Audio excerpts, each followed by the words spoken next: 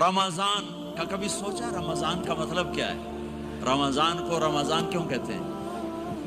اللہ نے 11 مہینوں کے نام عربوں سے رکھوائے اور روزے کے مہینے کا نام خود رکھا قرآن میں، شہر رمضان الذی انزل فیہ القرآن۔ محرم، صفر، ربیع الاول، ربیع الثانی، جمادی الاولی، جمادی الثانی، رجب، شعبان، شوال، ذوالقعدہ، ذوالحج، یہ عربوں نے نام رکھا، اور رمضان پہلے سے رکھا جا چکا تھا، عربوں سے رکھوایا۔ رمضان کے لفظ اور روزے میں کیا جوڑ ہے؟ رمضان کہتے ہیں جل جانا، جل جانا، جل جانا۔